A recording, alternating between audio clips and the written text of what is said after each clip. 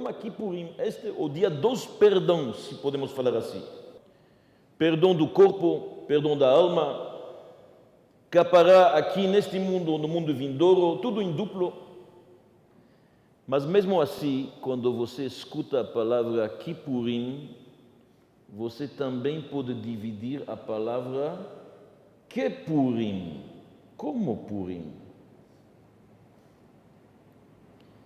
Então, o que tem a ver Yom Kippur com Purim? Duas festas totalmente opostas. Yom Kippur não se come, não se bebe, não se alegra, não se pula, não se dança. Purim come, bebe bastante, se alegra, pula, dança. Como pode chamar Yom Kippur Kippurim, parecido com Purim? Qual é a ligação um com o outro? Esta é a primeira pergunta desta noite. A segunda pergunta. Todos nós estamos nestes dias de Yamim Noraim, dias mais rigorosos, mais sérios. Cada um de nós toma decisões boas, cada um estará na sinagoga Yom Kippur, ninguém vai perder, todos estarão lá, compenetrados, se chacoalhando bastante, batendo o peito, uma lista inteira, se arrependendo. Mas nós somos conscientes e realistas que daqui 3, 4, 5 semanas muitas coisas evaporam. Muitas vezes voltamos a repetir os nossos erros. Será que esta atitude de religiosidade, de seriedade, de serenidade não é um pouco hipócrita?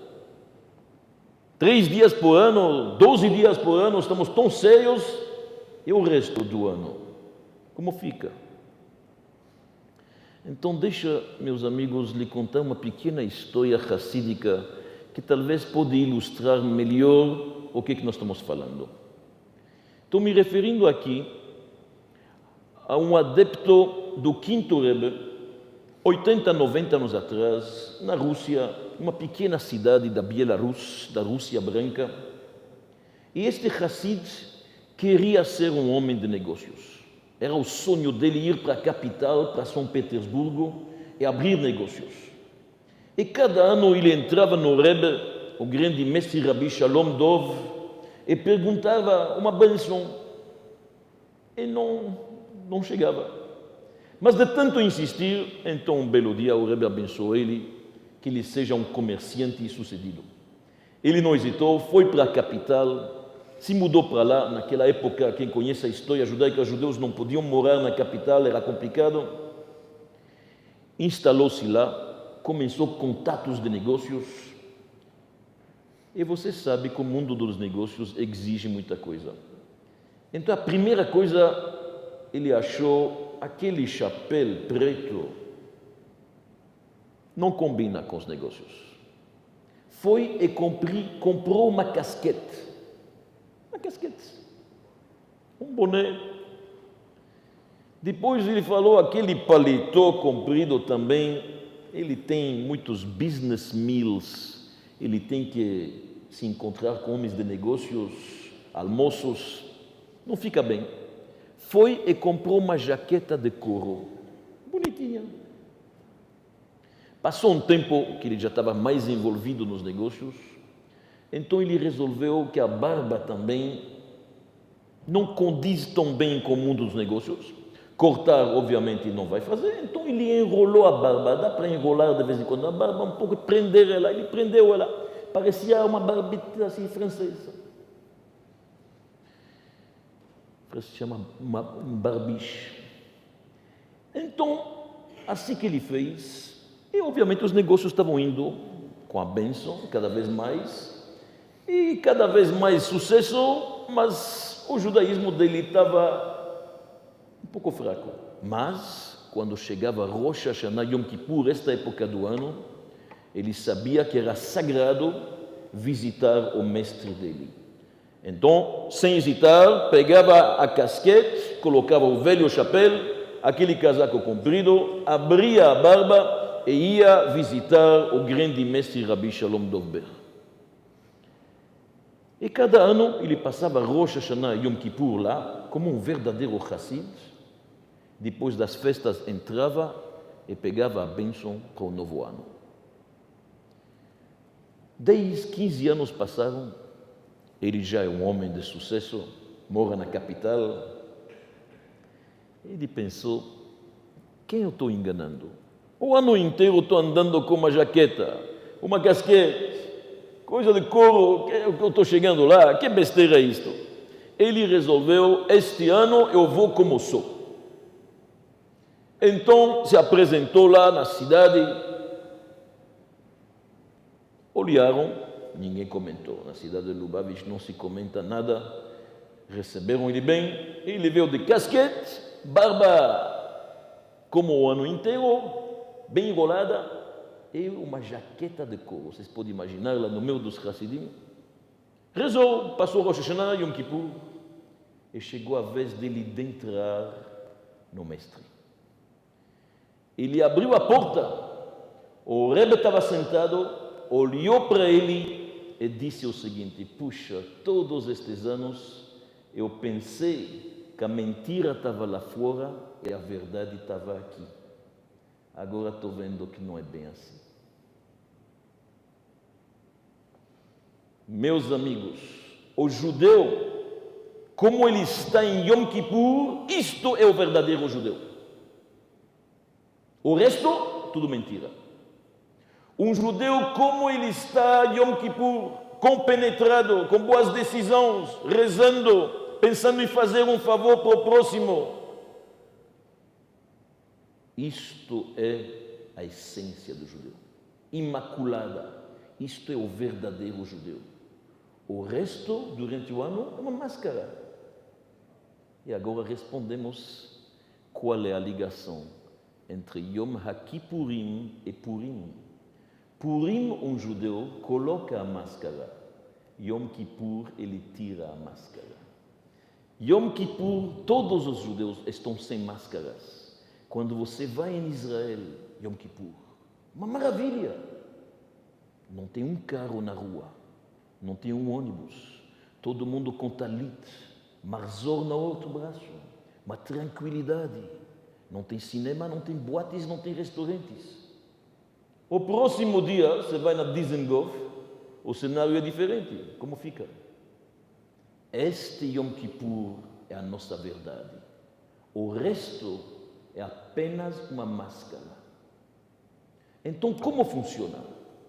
Como funciona este dia que somos capazes de voltar à nossa essência e Deus ver isto com bom olho, apagar nossos erros, fazemos uma tshuva? Como funciona?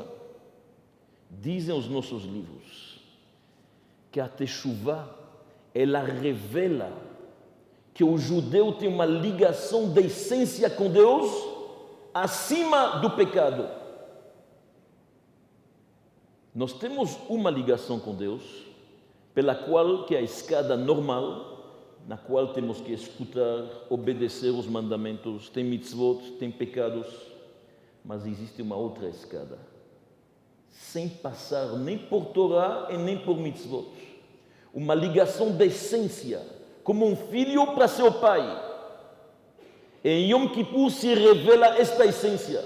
Então, quando um judeu sabe que esta ligação que ele tem com o Pai Celestial é maior que a situação do pecado dele, isto mesmo desperta ele para fazer chuva.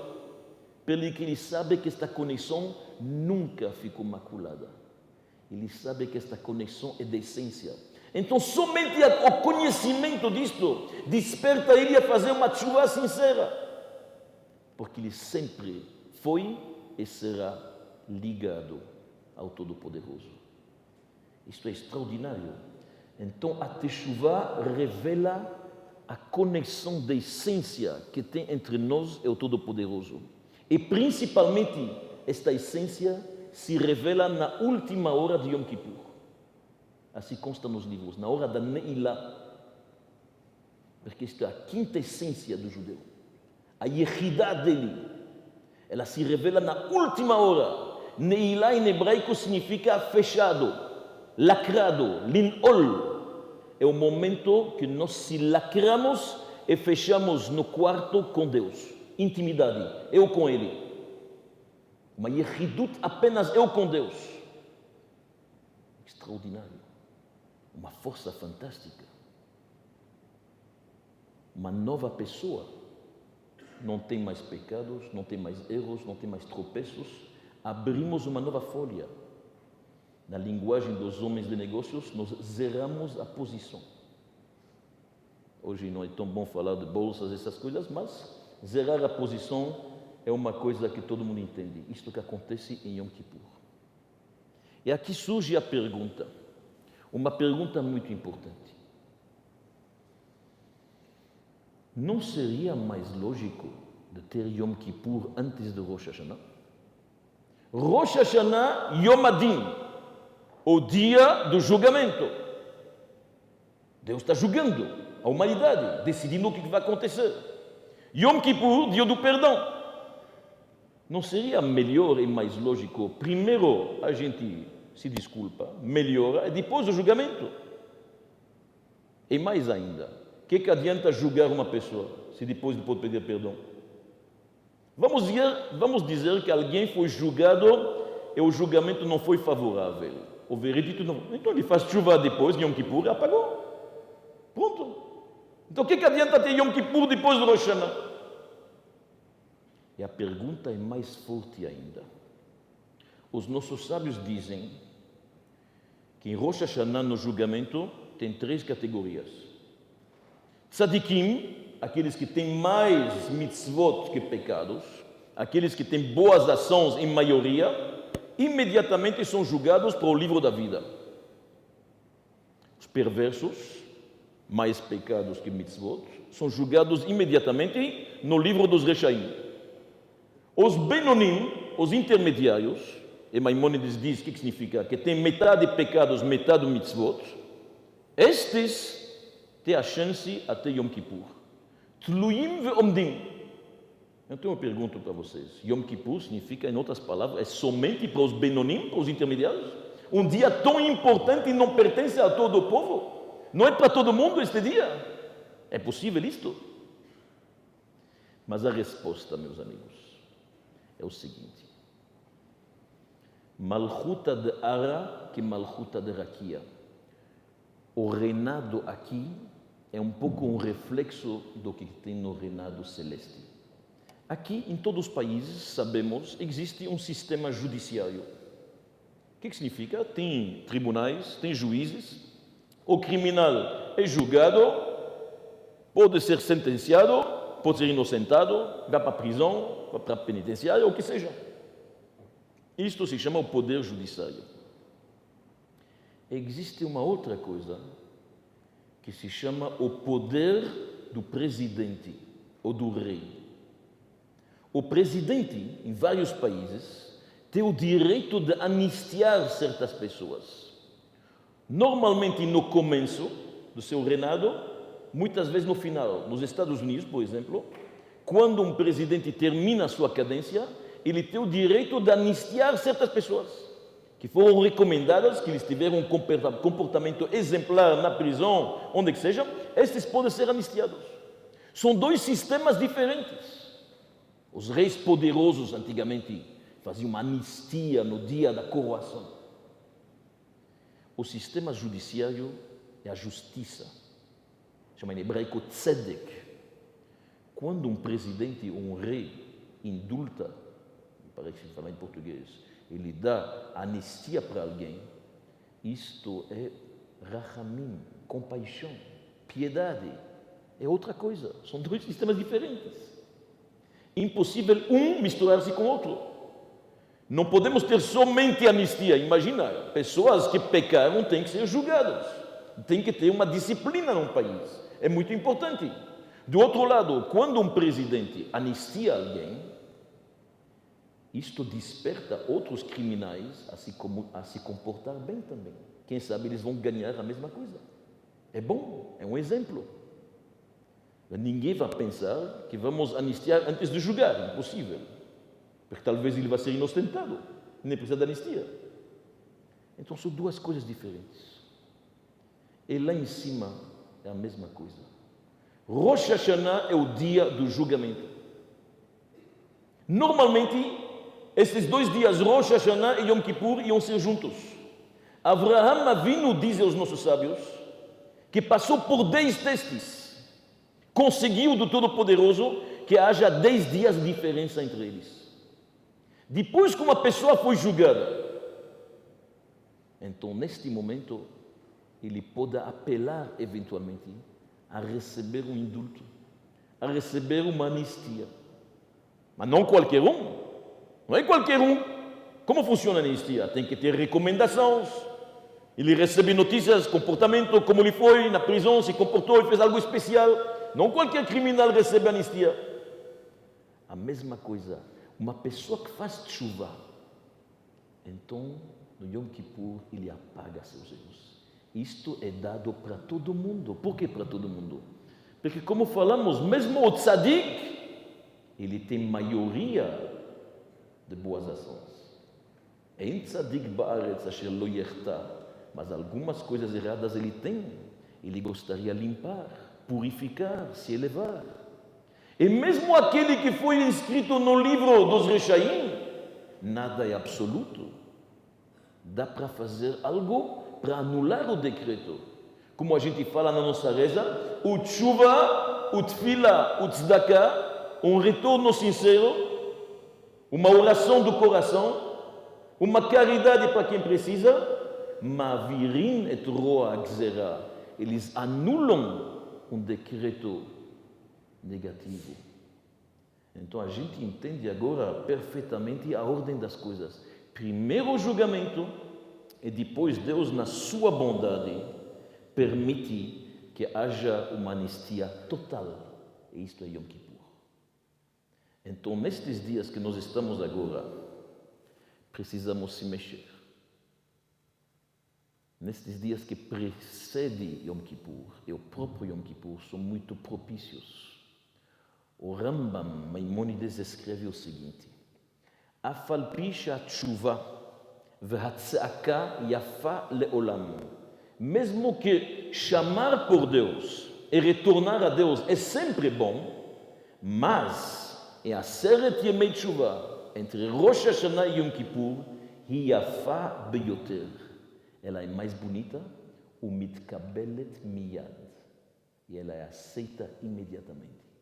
Estes dias não precisa de esforços grandes, não precisa quebrar portas, não precisa fazer túneis para chegar para Deus. Ele está próximo. Sheneemar, dirshu Hashem behimatzo, procura Deus quando ele está próximo, kra'uhu beyoto karov, chama por ele quando ele está ao seu lado. Então, estes momentos, isto tem que acontecer.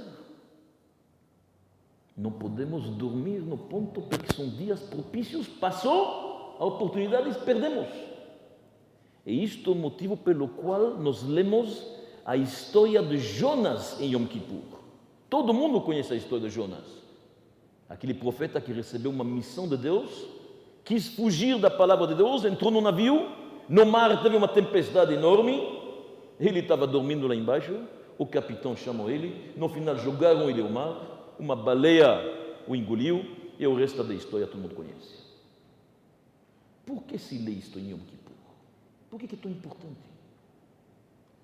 Porque se você olhar o texto bíblico, num certo momento, o capitão chega para Yona, em hebraico Jonas é Yona, e fala para ele: Ben Adam, Malacham Nirdam. Ele estava lá embaixo no navio dormindo, o mar está turbulento, tem tempestades enormes, ondas, ventos açoitando o oceano. Então ele fala: Ben Adam, Malacham Nirdam, o que você está dormindo? Kum kra lelokecha, chama teu Deus. Porque ele sabe o poder quando um judeu chama seu Deus. Não é momento de dormir. E os nossos sábios místicos dizem: Yonah em hebraico uma pomba. O Zohar diz que a história de Jonas, a história da nossa alma. Uma pomba representa pureza, paz, harmonia. O apelido da nossa alma é Yonah. E cada um com sua alma pega um navio e de vez em quando o mar é turbulento. E muitas vezes a gente dorme, não percebe o que está acontecendo lá fora. Tem gente que dorme e não consegue ver o que acontece. Então o comandante, o capitão, que é a faísca divina que temos cada um, de vez em quando adormecida, chega para a gente e fala, principalmente em Yom Kippur, este é o momento para acordar. Malachanirdam, o que você está dormindo? Acorda, meu amigo, é o momento propício para chamar Deus e Ele responde, está te recebendo de braços abertos. E os nossos sábios dizem que tem 2 tipos de sonos. Tem um sono superficial, aquele que você acorda qualquer coisa que acontece. Tem pessoas que não conseguem dormir assim bem, sabe? Um pequeno barulho, já acordam. E tem alguns que podem dormir, olha, podem o Titanic afundar ao lado deles. Alguns não vão escutar as 2 torres gêmeas. As 2 torres gêmeas, elas caíram. E tem gente que não percebe, ainda acredita que dá para negociar com terroristas. Estão dormindo, pessoas dormindo. Então dizem os nossos sábios, Rosh Hashanah é para acordar os primeiros, do primeiro sono. Ter Rosh Hashanah é para acordar Yeshenim mitardem matrem, diz o Rambam. Acordam. Esses são aqueles que têm um sono superficial. Yom Kippur é para acordar até aqueles que dormem profundamente. Malachanirdam. Muitas vezes nosso judaísmo está adormecido. A gente esquece. Tinha um menino que fez bar mitzvah. Uma história. No dia do bar mitzvah recebeu muitos presentes. Um dos mais bonitos presentes que ele recebeu, um copo de prata antigo. Lindo. Passou de mãos em mãos e de repente desapareceu. O último que viram que mexeu no copo era o rabino que ensinou ele para o bar mitzvah. Ficou uma situação muito desagradável, se pode imaginar. Anos passaram, este menino acabou noivando. Então, ele foi procurar o seu rabino, afinal, o rabino. Marcaram o casamento. Chegou lá, falou, rabino, chegou a hora, casamento, como vai ser? E o menino pegou a coragem, não sei como, falou, rabino, se lembra do bar mitzvah? Aquele copo de prata tão bonito, falam que você estava com ele. Aquele copo? Mas eu deixei ele no estojo do teu tefilim, lá na coragem, até lá dentro. Ele voltou para casa, abriu.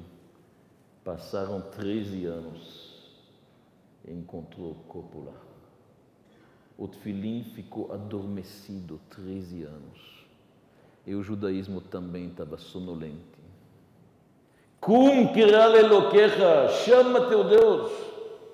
Vocês podem pensar que é uma história de ficção, mas me aconteceu uma história parecida. Faz 10, 12 anos eu casei um casal. Muito bem, casamos, tudo certo. 1 ano e meio depois, 2 anos, me liga a noiva, que já é esposa, rabino, nós não estamos achando a Ketubá. Falei, estranho, como é possível? Eu escrevi uma Ketubá, certeza, mas está no filme, olha. Mas, rabino, você entregou? Olha o filme, eu entreguei a Ketubá, você pode ver. Não dá para fazer um casamento sem o noivo dar a Ketubá para o noivo. Eles queriam que eu reescreva a Ketubá. Eu falei, primeiro eu tenho certeza que está perdido. Acredita se quiser. Yom Kippur, este noivo chega na sinagoga, no meio da reza de Yom Kippur, ele diz, rabino, abriu o talit, achei a Ketubá. Eu falei para ele, 2 anos se não usou o talit? Isto é nossa história. Isto é nossa história. Para um é o talit, para outro tefilim, para um é o kasher.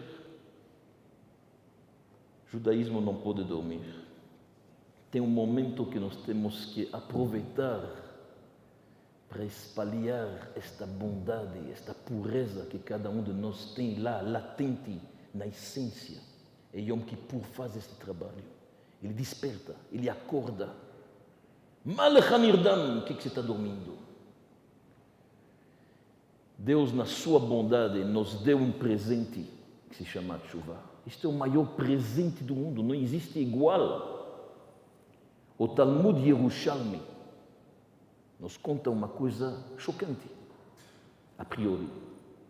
O Talmud diz o seguinte, que antes da criação do mundo, os anjos perguntaram para a Chokhmah, para a sabedoria, como fica com o pecador? Choté, maye onsho. Disse a Chokhmah, Chotaim teradef ra, que apanha. Pronto, pecou, apanha. Tem responsabilidade. Perguntaram para a nevoá, perguntaram para a profecia, como fica o pecador? A profecia não teve vergonha, falou, Hanefesh achotat itamut. Castigo. Pronto. Sha'alul a Torá, perguntaram para a Torá, como vai ser com o pecador? Disse a Torá, Yavi Korban, que ele traz uma oferenda a Hashem no templo e será expiado. Sha'alul a Kadosh Baruch Hu, perguntaram a Deus, como fica? E Deus disse, Ya'aseh tshuva v'yitkaper, que ele faça a tshuva e o erro será apagado. Então a teshuva é uma invenção divina. Pela lógica, pela chokhmah não tem lugar. Nenhuma lógica diz que você pode consertar o passado. O Rabino Mordechai Eliyahu, ele tinha um bom exemplo para isso. Se você quebrou um copo de cristal e está cheio de cacos no chão, você pode falar Chatati, Aviti, Pachati, eu pequei, eu errei 10 vezes, mas o copo não volta. E como fica? Aqui chega Deus, a Kadosh Baruch Hu, e ele fala, olha, é possível retificar o passado, sem problema nenhum. Você mexe, apaga, retira, zera, como se nunca teve máculas, manchas, tropeços. Isto é um presente de Deus, made in heaven. Somente Ele pode dar isto para nós. Gedolat teshuvah shemagat ad kisei hakavod. A teshuvah chega até o trono celeste, sem problema nenhum. O homem tem que querer, porque quem quer é Deus. Ele está esperando apenas que façamos um passo. Ya'azov rasha darko, que o perverso abandona seu caminho. Ish aven machshevotav. Veyashuv el Hashem virachameu, e Deus terá piedade dele. Deus fala, o que vocês pensam que eu quero? Bemotameh, bemotarachá, beshuvó midarko ara'a, diz o profeta Ezequiel. Eu quero que ele volte do seu caminho, estou esperando para isto. O único problema é que Deus está esperando que a gente faça a nossa parte. Errar não é tão grave, dizem os nossos sábios. O grave pecado é não se arrepender. Errar, todo mundo pode errar. Acontece. Somos humanos. Errar é humanum é. Mas não se arrepender, lá está grave. Lá está o pecado. Tem que ter a humildade de reconhecer. E nossos sábios dizem que isto é a diferença entre Saul e David. Shaul teve um pecado. Imagina, alguém que tem apenas um pecado, mas perdeu o reinado. David teve 2, David teve o problema de Bathsheba, teve o problema do censo, da contagem que ele fez errado. Mesmo assim, se manteve rei, ele e seus descendentes. Por quê? Porque quando chegou o profeta Samuel para Saul, ele perguntou para ele, o que você fez com os amalequitas? Por que todos estes animais estão ainda aqui? E o rei está vivo. Saul começou a se desculpar. O povo pediu, vamos fazer oferendas. Este está culpado, aquele está culpado. Finalmente, no final da conversa, falou, errei, mas demorou. Quando o profeta Natan chegou para David e falou para ele o exemplo daquele que pegou o carneirinho do pobre, e falou, você que fez isto. David respondeu, Chatati Lashem, eu pequei para Deus. Não hesitou. Próxima frase, disse o profeta, Hashem evir Chatatra, Deus te perdoa. Ele falou imediatamente, pequei. E assim quando Joab contou para David do censo, David falou, Chatati, errei. Reconhecer o erro é metade da teshuvá. A humildade do reconhecimento, isto é o arrependimento. Não existe nada que o homem não possa fazer teshuvá. Qualquer que seja o pecado, o mais grave, dá para fazer teshuvá. Na última palestra que tivemos aqui antes de Yom Kippur, quem se lembra, contamos a história do rei Menashe, um idolatra que Deus perdoou. Deixa eu lhe contar uma outra história emocionante do Talmud, se vocês me permitem, já que estamos nos dias tão especiais. Havia um homem abastado, sucedido, solteiro, mulherengo. Uma história do Talmud, Gemara Shabbat. O nome dele era Natan de Tsutzita, da cidade de Tsutzita. Natan de Tsutzita, como chamar ele. E este homem, um belo dia, andando na rua, viu Hannah, a mulher de um homem simples, muito simples, mas era uma beleza especial. Ele ficou louco por ela. Foi le coup de foudre, não aguentou e começou a sonhar com ela, desejá-la, literalmente, cobiçá-la. Ele queria se apossar dela. Então mandou vários ricados, vários empregados, vários emissários para tentar chamá-la. Ela, mulher fiel, companheira, mulher discreta, Isha Tznuá, recusou tudo, começou a oferecer. Ele de tanto, mas tanto queria ela, que ele ficou doente. Doente por ela, querendo ela, fisicamente. Até que os médicos falaram, não tem cura, este homem tem um desejo apenas, ficou louco, frustrado, obcecado, paranoico. Mas os sábios falaram, é uma mulher casada, nós temos regras. Aqui não é o mundo da promiscuidade. Então, entretanto, a situação do marido da Hannah piorou, mas muito.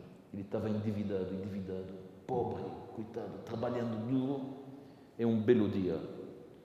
Todos os homens para quem ele devia dinheiro resolveram prendê-lo até que ele paga, colocaram ele na prisão.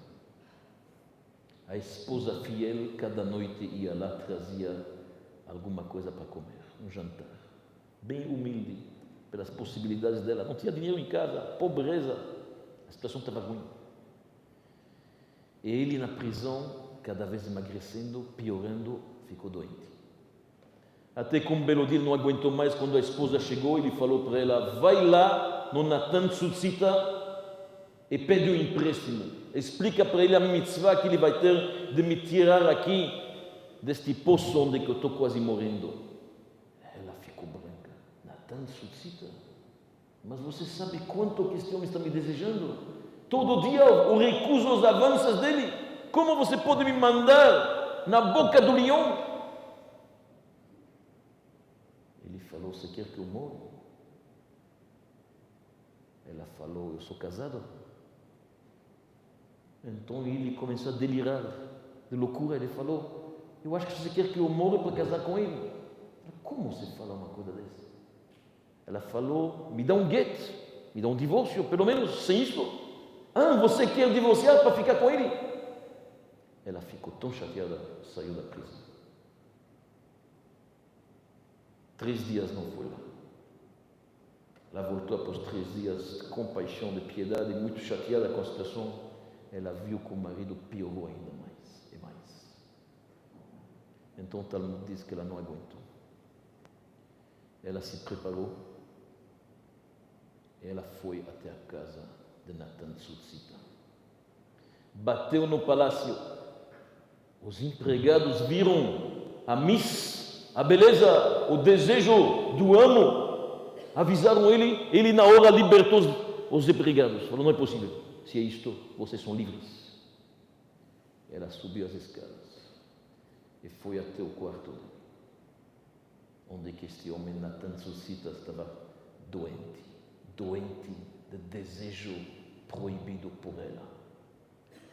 Ela falou, meu marido está quase morrendo, estamos devendo tanto e tanto, eu preciso pagar as dívidas, vamos salvar esse homem. Falei, com certeza, meu amor. Mandou trazer o dinheiro que ela pediu. E depois ele disse para ela, e agora você vai preencher meus desejos? E ela, neste momento, com toda a coragem, disse, eu estou na sua mão, mas lembra-se, Natan, o pecado não vale a pena, é uma satisfação momentânea. Pensa o que vai acontecer, você pode perder seu mundo vindouro e o mundo atual. Pensa o que está fazendo. Nós temos regras, temos família sólida, eu sou uma mulher casada. Como você pode? E ela começou a falar do coração, palavras que saíram do coração. E o Natan Susita se tocou. Ela falou, você tem que saber controlar o desejo, não pecar nesta hora. O Natan ficou emocionado.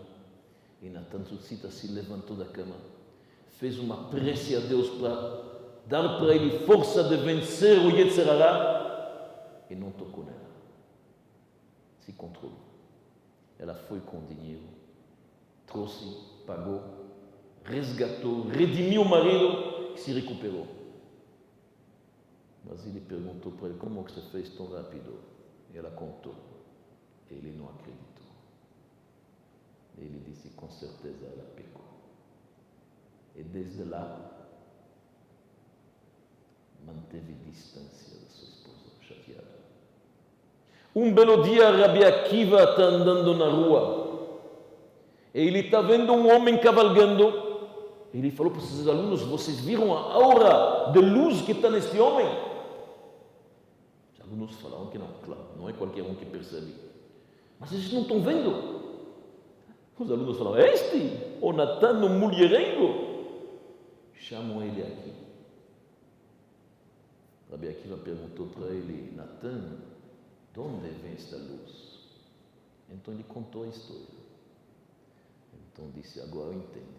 Um homem que é capaz, nesta hora quase do pecado, de se dominar, de manter-se forte, de conter as suas vontades e paixões, Deus ilumina ele. Vem aqui, vou te ensinar a Torá também.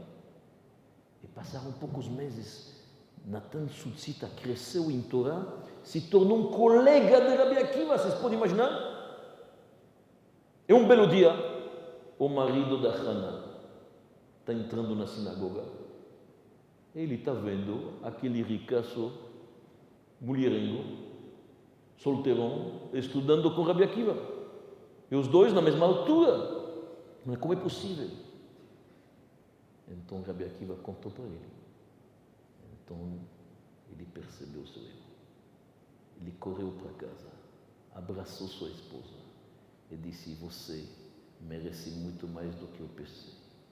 Você é uma mulher justa.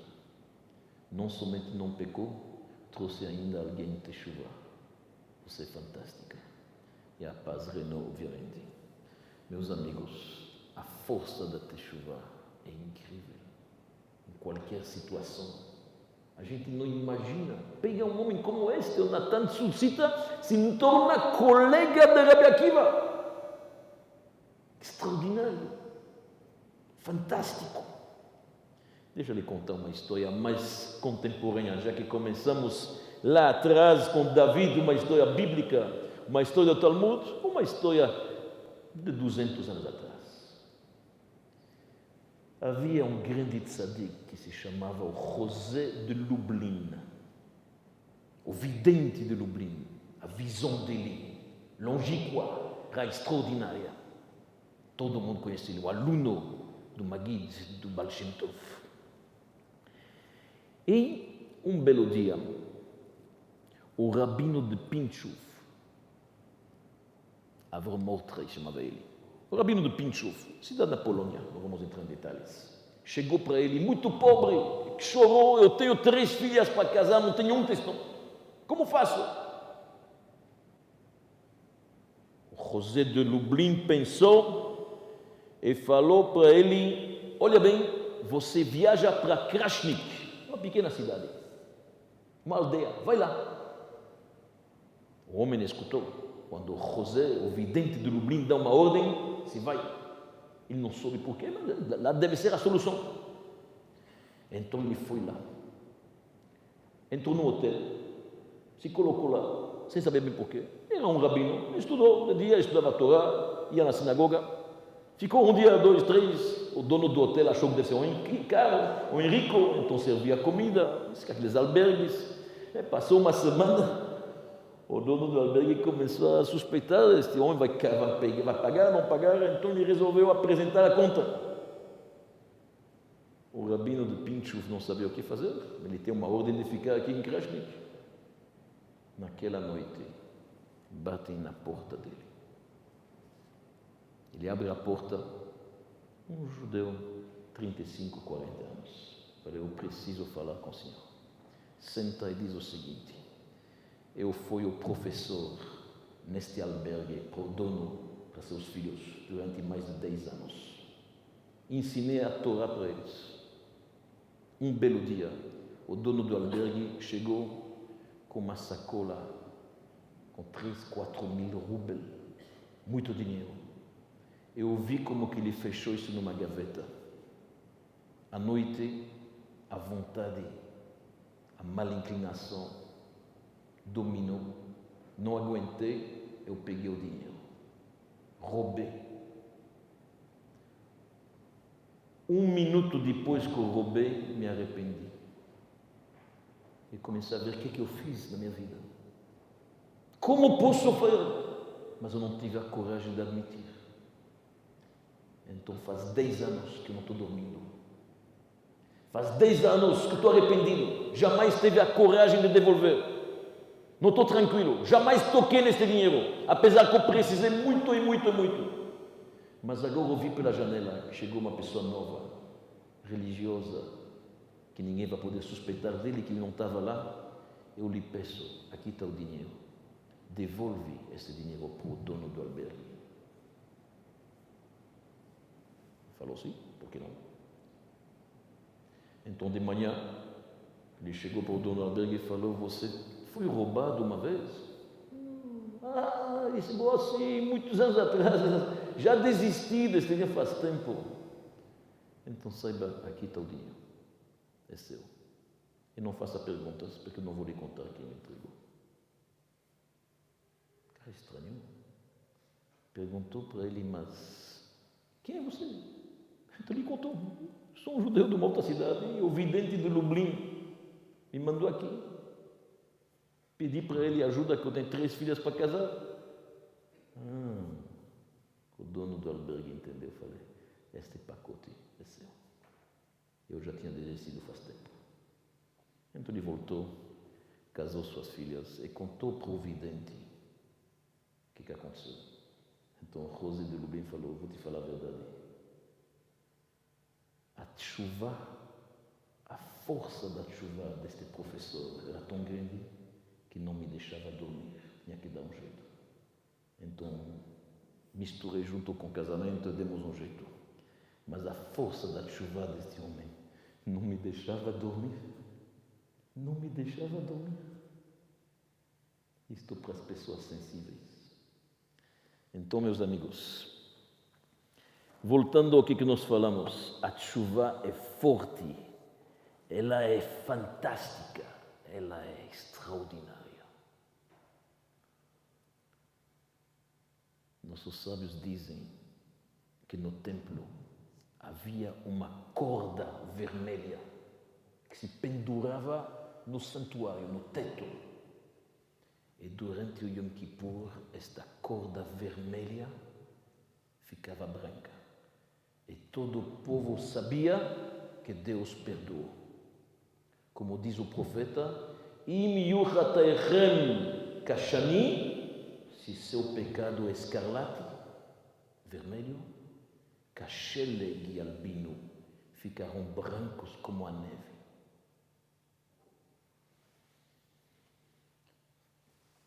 Como fica hoje? Nós não temos mais templo, não temos mais esta corda vermelha. Dizem os nossos sábios que tem um versículo no Cântico dos Cânticos, no Shir HaShirim, um versículo emocionante, quando de repente o noivo se vira para a noiva e descreve a beleza dele. Ele fala que Chut Hashani Siftotair, como uma corda vermelha, como um fio vermelho, são seus lábios. Lábios da esposa do povo de Israel. Você quer saber onde está o cordão vermelho hoje? Siftotair, nossos lábios.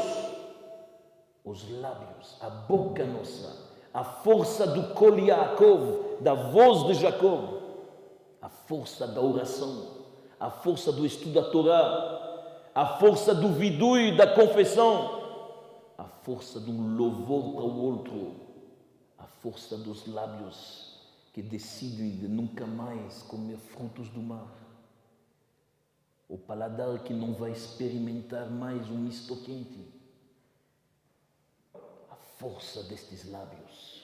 Chut Hashani Siftotair. Isto é o cordão vermelho hoje em dia que fica branco. Mas ainda tem uma pergunta. Por que a Torá usa a cor vermelha? O contrário do branco é o preto. Deveria estar escrito preto, escuro. O pecado é escuro e a mitzvah é luz, é branca. Então, se vocês me permitem, vou lhe responder com uma pequena história que aconteceu talvez 40, 45 anos atrás na África do Sul. Uma história interessante, verídica. Num centro comunitário judaico, resolveram fazer um debate entre um rabino reformista, um rabbi do templo, e um rabino ortodoxo, um rabino tradicional. Eu não gosto desse tipo de debate porque já temos bastante para debater lá fora, mas fizeram um debate. E uma plateia, e começou as discussões, um outro. De repente, o rabbi reformista resolveu abandonar a discussão teológica e filosófica. Ele era muito inteligente e astucioso. Ele se levantou e apontou para o presidente da comunidade ortodoxa e falou: Senhor presidente, please, I would like to ask you a question. Are you an observant Jew? Eu gostaria de perguntar uma pergunta. Você é um judeu que observa a Torá?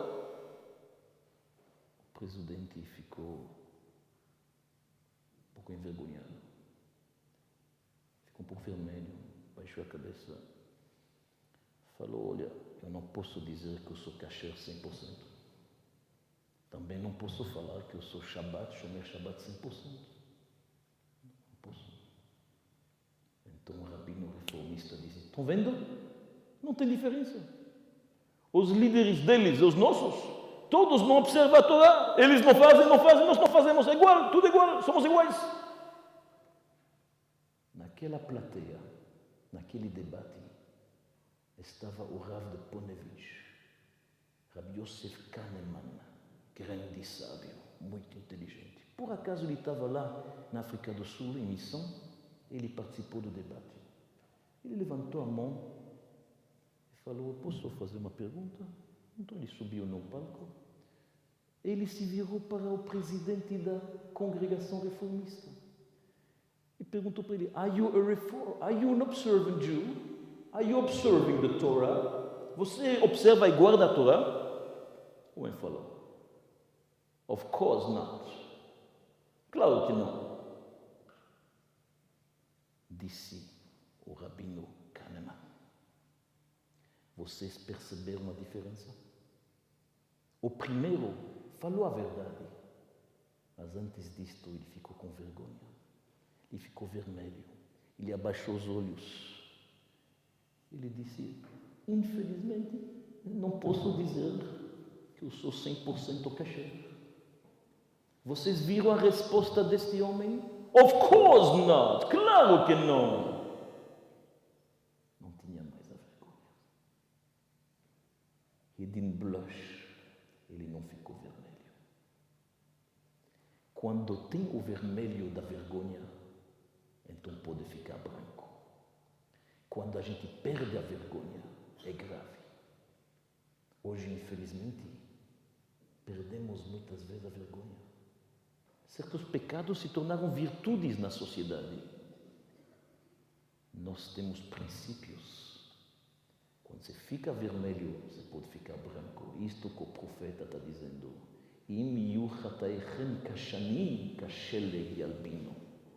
Por isto, nas nossas preces das Selichot, Yom Kippur, nós falamos para Deus: Lecha Hashem HaTzedakah, Deus, na tua mão está a justiça, o caminho correto, a retidão.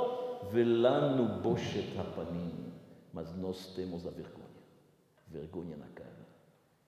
Ninguém é perfeito, mas quando se admite, quando ainda tem vergonha, então tem a possibilidade de transformar o vermelho em branco. Não quero me prolongar demais, mas eu não posso terminar esta noite de véspera de Yom Kippur sem lembrar um episódio muito importante e talvez traduzir isto na atualidade hoje. Um belo dia, Deus chamou Jeremias, o profeta. Vocês todos sabem que Jeremias estava numa época que os judeus se afastaram muito. Muitos deles praticavam a idolatria, o politeísmo, o paganismo. E Deus disse para Jeremias: vai e fala para o povo de Israel fazer chuva. Jeremias vai, ele não hesita. E o povo responde: como podemos fazer? A gente pecou tanto, a gente deixou Deus tão irritado, tão chateado. Como podemos? Não tem mais possibilidade, estamos longe demais.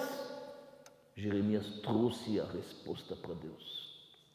E Deus disse: eu não sou o seu pai? Eu não sou como um pai para vocês? Ki hayiti li Yisrael av ve'Efraim bechorihu.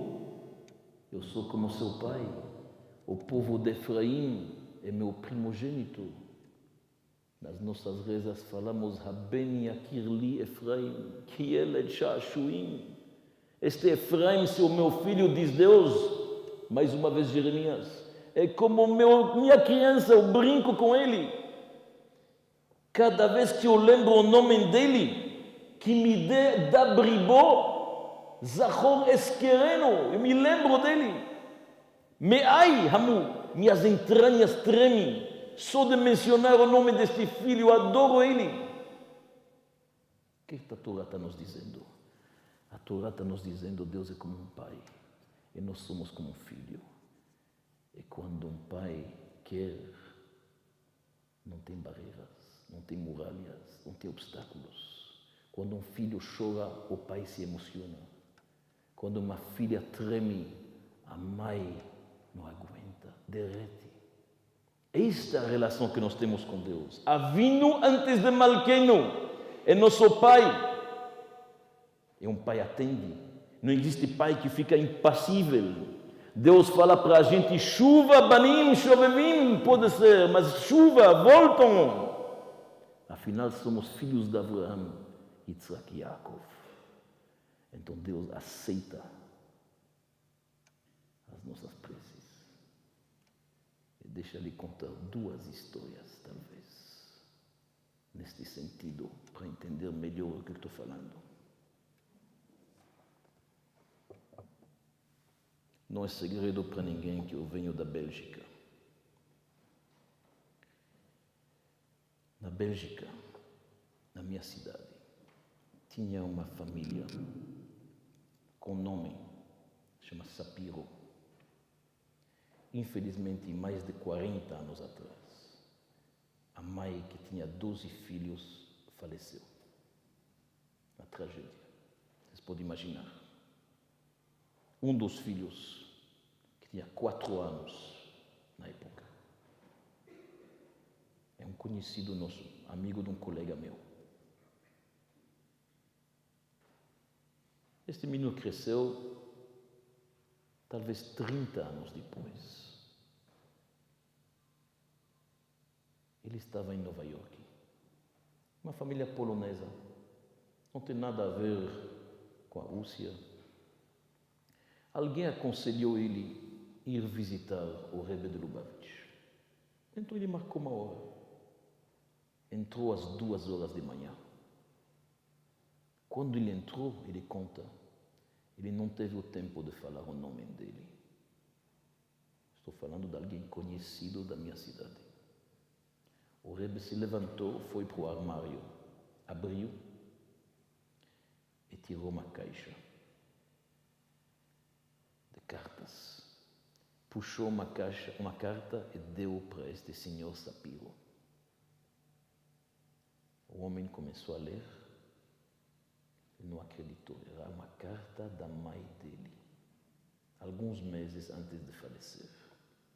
E a mãe dele está dizendo na carta: Rebbe, eu estou sabendo o que vai acontecer comigo, mas eu lhe peço uma brachá apenas, não para mim, que meus 12 filhos não saiam do caminho, que os 12 filhos continuam judeus íntegros, ligados, conectados com Torá, Mitzvot, Deus, Maasim Tovim. E ela descreve cada um dos 12 filhos. Foi a primeira vez que ele viu a mãe dele falar dele. Nunca tinha visto. Pela primeira vez ele está vendo como a mãe dele descreve ele como um menino de 4 anos. Ele começou a chorar, entrou em prantos. Vocês podem imaginar a cena. Tudo isso naquele quarto pequeno em Brooklyn. Então ele disse: Rebbe, um favor, gostaria de ter esta carta. É uma carta da minha mãe. E o Rebbe disse para ele: não posso. O menino falou: mas minha mãe. O Rebbe disse: esta carta, eu leio ela e levo ela comigo cada vez que eu vou para o Kal Nidre. Cada vez Yom Kippur, antes de começar a festa, eu pego esta carta, leio ela, choro com ela e levo ela comigo.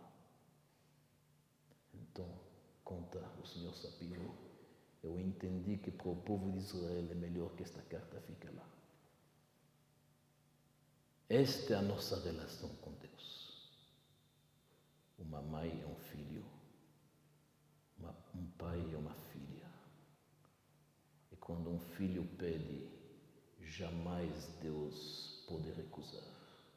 Isto é a inspiração que precisamos antes de Yom Kippur, meus amigos. A inspiração que precisamos antes de Yom Kippur é exatamente isto. Lembrar-se que existe uma ligação de essência entre nós e Deus. E por isto, quando a gente fala Avinu Malkeinu, Deus escuta. Que Deus ajuda. Que cada um de nós possa fazer uma teshuvah shlema lefanecha. Existe uma grande discussão entre nós e o Todo-Poderoso. Ele fala: chuva elai, va chuva alechem. Voltam para mim, eu voltarei para vocês. Mas nós falamos: Hashivenu Hashem elecha. Deus nos faz voltar para você. Então depois voltaremos e nós vencemos esta discussão. Deus abre os braços. Ele quer nossa volta. Ele que inventou a chuva. Ele que nos presenteou com isto. Então, não tem mais desculpas. Somos capazes. A reza na volta é tão forte. Quando alguém prende o caminho da volta, sincera, mesmo que ele estava quilômetros distante, isso é uma força enorme, a gente não imagina. O Baal Shem Tov uma vez parou a sua reza, porque ele disse, a alguns quilômetros daqui, tem um judeu que 30 anos não entrou na sinagoga, acabou de entrar, a reza dele é tão fervorosa, tão verdadeira, ele fez uma chuva tão excepcional, quero rezar à mesma hora que ele. Até amanhã podemos ficar contando. Não é o momento. Me lembro de um judeu russo que me contou que estava numa reza clandestina em Kiev. 20 pessoas se juntaram num porão para fazer o Yom Kippur. No meio do Kol Nidre bateu na porta um general russo. Não sei se vocês já viram o uniforme do exército vermelho com todas as decorações e tudo. Todo mundo se escondeu, não sabia o que fazer. O homem entrou. Ele tirou o paletó do exército. Embaixo tinha um talit. Ele falou, venho rezar com vocês. Em todas as épocas foi assim. Jamais perdemos este trem. Então nós não podemos também perdê-lo este ano. Que Deus ajude, que possamos todos nós ser inscritos e selados para o livro da vida, no livro dos tzadikim. E como diz o Zohar, que se havia uma congregação, uma sinagoga no mundo, que todos os seus congregados faziam uma teshuvah shlema, a redenção Mashiach já estaria aqui. Que possamos merecer isto este ano.